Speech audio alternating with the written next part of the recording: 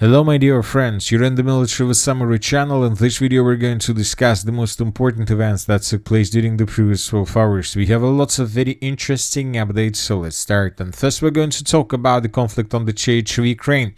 During the previous night, both the Russians and the Ukrainians once again attacked each other using hundreds of drones. As for the Ukrainian side, the Ukrainians attacked several oil refineries and oil bases through the southern and the central parts of Russia. As for the Russian side, during the previous night, the Russians were mainly attacking gas stations and parking sites. As of the morning of the 25th of June of 2026, I have counted more than 10 gas stations that were destroyed by Russians during the previous 24 hours. And these updates and these reports mean that both the Russians and the Ukrainians, probably even more Ukrainians than the Russians, are entering the total exhaustion phase of the conflict.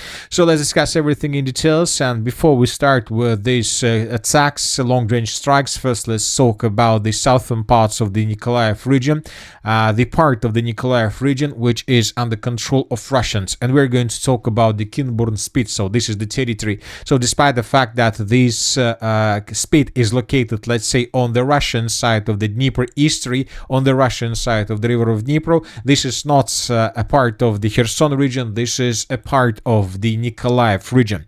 So just details. So today pro-Ukrainian sources published this video where we can see a flag, the Ukrainian flag that was raised on the territory of the Kinburn spit, and Ukrainian sources reported that the Ukrainians raised this flag as a result of a landing operation or as a result of some special operation. As of the morning of the 25th of June of 2026, we don't know for sure how exactly the Ukrainians managed to do this. This building, by the way, was geolocated, and this is exactly the building where we can see the Ukrainian flag through the video. So once again, this is the flag, and this is the building where the Ukrainian flag was raised. This is it, and the Ukrainians are saying that this flag was established by troopers. But telling the truth, and if you ask my opinion, I believe that this flag was established by drones. So I believe that soldiers of the armed forces of Ukraine used drones to deliver and drop the Ukrainian flag on the Kinburn spit, which is a strategic peninsula on the Black Sea coast under Russian control since 2022. Anyway, telling the truth, it doesn't matter whether the flag was raised or established by troops, by soldiers of the armed forces, or by a drone. One thing is clear, that most likely right now the Kinburn spit is neither under control of Russians nor under control of the armed forces of Ukraine. If you ask my opinion, I believe that the Kinburn spit is already a long time ago at a gray zone, because I'm not sure whether anybody are able to hold their troops on the territory of this spit, because there are no places where the soldiers can hide, and almost every single building, every single square kilometer of the Kinburn spit was reduced to ruins, both by Russians and the Ukrainians during the conflict on the territory of Ukraine. So as you can see, there are no places where soldiers can hide. So that is why I believe that Kinburn spit is more in the gray zone than under anyone's control. So this is the situation. But despite the fact, and telling the truth, it doesn't matter whether the Russians or the Ukrainians control this territory, or whether this territory is under Russian control or in the gray zone. The most important thing is that this is a media operation, and the special operation that has just one purpose, just one task: to make panic, to force Crimeans to panic, to Russians to panic, to create a very big media victory and so on, and probably even to force civilians from Crimea and Kherson to begin evacuation, which most likely will lead to huge problems with logistics and to very huge traffic between Crimea, Kherson, and the mainland and the main part of Russia. Anyway, let's wait and see what is going to happen next, because now we are waiting a video from the Russian side, either how the Russians attacking this flag or how the Russians show their soldiers there, but probably the Russians will do this in coming hours. Now let's move further and let's discuss the mid-range and long-range strikes carried out both by Russians and by the Ukrainians. And first let's talk about the Russian attack. The Minister of Defense of Ukraine this morning reported that the Russians used just 91 drones to attack the territory of Ukraine. Once again, I would like to remind you that the last attack, massive attack carried out by Russians, took place between the 14th and the 15th of June, which means that 10 days have already passed since the previous massive attack, and which means that the Russians, by the morning of the 25th of June of of 2026 managed to concentrate up to 2,000 drones for possible next massive attack. But as we can see, the Russians still haven't decided when exactly they're going to do this. As for the previous night attack, the Russians used 90 drones, as we just discussed, but the Russians were using these drones not to attack any object on the territory of Ukraine. The Russians right now are tasked to destroy as many as possible gas stations through the territory of Ukraine, and the most important, the Russians are tasked to destroy as many as possible parking sites where the Ukrainians are able to repair, concentrate trucks that can carry drones with the purpose to attack deep inside of the territory of Russia. As for the Kherson direction, according to information we have, the Russians destroyed this gas station in the northern parts of the settlement, and we have this video where we can see how special services, special forces of the Ukrainian side were trying to stabilize the situation and to extinguish the fire. So fire crews were trying to stabilize the situation in the city of Kherson. Moving further to the city of Nikopol, this morning pro-Russian sources published these pictures, and here we can see another gas station that was destroyed by Russians as a result of drone strikes. So this is already the second gas station that we have discussed since the beginning of this video. Now we are moving further, and we're going to talk about the city of Zaporizhzhia. And as of the city of Zaporizhzhia, during the previous 12 hours, we have received the biggest number of updates about the situation with targets that the Russians were attacking during the previous 24 hours. First, let's talk about the southeast and the southern parts of the settlement. If we zoom in, we will see another gas station, but this time through the southern parts of the city of Zaporizhzhia that was destroyed by Russians. And in this video, we can see the moments of explosion, probably, which means that the gas station was with fuel. And as a result of attack, this gas station wasn't just destroyed, this gas station was reduced to ruins. A bit further to the north, just a kilometer or something like this, the Russians destroyed the fourth gas station that we have discussed since the beginning of this video. Here we can see a black smoke over the gas station right after the Russians attacked this territory. So as you can see, since the beginning of this video, we have already discussed 4 gas stations that were destroyed by Russians, and we're not talking about gas stations that were destroyed by Russians yesterday.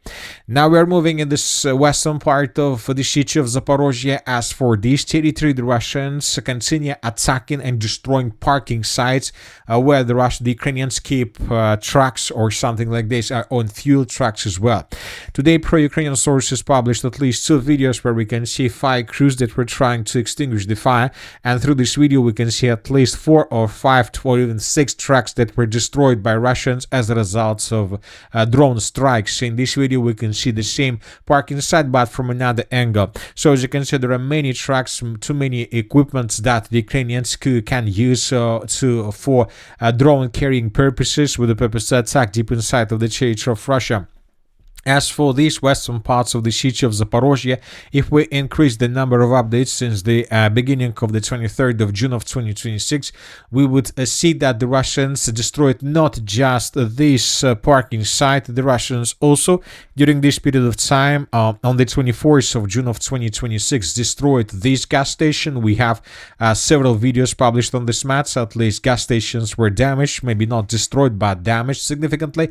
Furthermore, the Russians destroyed at least 3 parking sites from this territory, and here we can see explosions and attacks carried out by Russians that took place, that were taking place between the 23rd and the 24th of June of 2026. And as you can see, as a result of this attack, several trucks were destroyed. The Russians believe that these trucks the Ukrainians were using for as drone carriers with the purpose to attack deep inside of the territory of Russia. So now, summarizing everything, between the previous 2 or 3 days, the Russians most likely destroyed dozens of trucks and parking sites through the western parts of the city of Zaporizhzhia, and up to 6 or even 7 gas stations through the entire city itself, which means that the city of Zaporizhzhia answers not just complete exhaustion stage of the special military operation. And now we see that the situation is critical, and it seems that in coming days the Russians would be able to create the situation when the civilians would be forced to leave the city, because it would be very difficult to imagine how to survive in such a big city without fuel, without gas stations, without trucks, without vehicles, and so on. Another important report we received from the central part of the settlement of Zaporizhzhia. This is the place that was attacked by Russians several days ago with aviation. The Russians were using bombs, and the sources reported that the Russians were trying to hit and damage bridge infrastructure. And here we can see the differences, and here we can see where exactly the Russian bombs, craters of Russian bombs were recorded. As a result of attack, the bridges through the city of Zaporizhzhia haven't been damaged, but the Russians made probably the first attempt since the beginning of the special military operation. Now let's move further. Let's talk about the northern directions. During the previous central part of Ukraine, during the previous nights, the Russians attacked also the settlement of Pavlograd. We can see destructions, some vehicles that were destroyed as a result of attack. The northern parts of the city of Dnipro as a result of attack. Some parking site was destroyed with several trucks inside. The Russians probably believed that the Ukrainians were using these trucks to attack deep inside of the territory of Russia. And now we are moving to the city of Sumy. As for the Sumy direction, we have a gas station and objects of energy infrastructure that were damaged and destroyed by Russians as a result of FPV drone attacks. In this video, we can see a substation that was hit by Russians using a drone. So this is the situation. We see that, as we discussed during the previous videos, the Russians are trying to create probably a mid-range kill zone for the armed forces Ukraine, mainly for infrastructure. And we see that the Russians try to attack and to destroy everything that is located to the east, to the left, let's say, from this black line. And as we can see, since the beginning of this year, the Russians have already hit and probably destroyed hundreds of targets to the left of this black line. Now let's move further and let's discuss the situation with Ukraine's long-range strike. The Minister of Defense of the Russian Federation this morning reported that the Ukrainians used more than 200 of drones to attack the territory of the Russian Federation, that the Russians brought down 245 drones of the armed forces of Ukraine. Later, pro-Ukrainian sources published several pictures where we can see the approximate routes of attacks, and according to information we received during the morning of the 25th of June of 2026, the Ukrainians managed to deal damage to oil base on the territory of the settlement of Poltavska, and several videos were published on this matter from this area. As we can see, black smoke broke out right after the Ukrainians attacked this territory. Here we can see the situation from another angle, and according to this video we can see that at least 3 oil tanks were completely destroyed as a result of attack that was carried out by the Ukrainians between the 25th and 24th and 25th of June of 2026. Furthermore, the Ukrainians attacked deep inside of the territory of Russia, and somewhere around at 11 a.m. of the local time, we start receiving reports from the territory of the city of Ufa, and here we have the Ufa oil refinery. First, we start receiving videos with drones of the armed forces of Ukraine that were approaching the city of Ufa and the Ufa oil refinery. In this video, we can see the looted drone flying over the settlement. In this video we can see more drones flying in the direction of the settlement, and here we can see more explosions on the way towards the city of Ufa and on the way towards the Ufa oil refinery. But the sources reported that as a result of attacks, several drones probably managed to break through the layered air defense system, air defense of the Russian Federation, and to hit this oil refinery. But telling the truth, according to these pictures, I can't say that the Ukrainians managed to deal significant damage. Probably the Ukrainians managed to hit this oil refinery, but it seems that the damage is minimal. And probably even when talking about this black smoke over this oil refinery and over the territory of oil refinery, I won't be surprised if we find out that this is the smoke of drones that fell on the territory of oil refinery or somewhere around. So summarizing everything, we can say that the Ukrainians haven't managed to deal any damage to the Ufa oil refinery. The only damage that Ukrainians managed to deal is the oil base on the territory of the settlement of Poltavska. Now let's move further and let's discuss the situation on the ground. During the previous 12 hours, we received lots of very interesting updates. Once again, the Ukrainians with drones raised a flag on the territory of the settlement of Pokrovskaya. Maybe in coming hours, in coming days, we'll receive more updates on this matter. Maybe the Ukrainians will publish even a video with Ukrainian troops landed just for several hours on the territory of Kinburn spit or something like this. Once again, the main purpose of all these things is to make panic between Kherson and Crimea, and just to make panic. And of course, we understand what kind of things panic can lead to.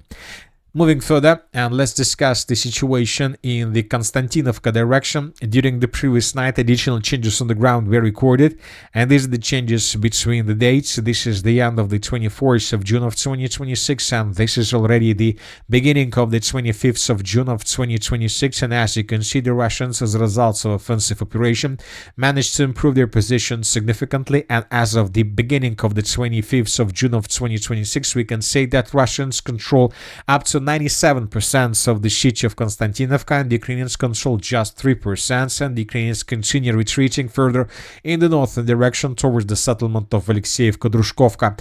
As for the settlement of Alexeyevka-Drushkovka, first and biggest and major fire anomalies were recorded this morning. The Russians have already begun preparation before the beginning of the major Alexeyeva-Drushkovka offensive operation, and this offensive operation may start in coming days. As for the settlement of Drushkovka, the Ukrainians continue preparing themselves before the beginning of the major battle for the city. We receive lots of videos how Ukrainians bring more and more forces, more and more equipment inside of the city with the purpose to stabilize the situation and to prepare the city before the beginning of the major battle for this territory.